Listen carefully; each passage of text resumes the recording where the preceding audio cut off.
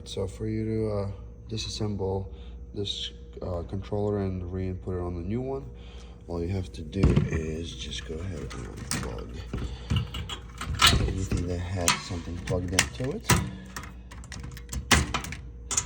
That's your power supply.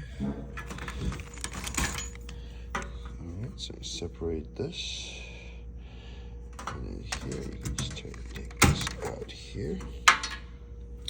And there's only 2 screws, one right there. And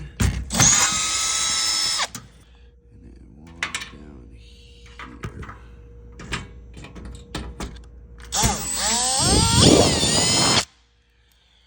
Once you've done that,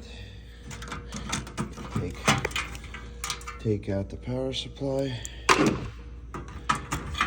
out the door controller, and then you can go ahead and insert it onto the other box. So you'll see this little hole there. It kind of just sits in there and then clicks in before you screw it in right down here.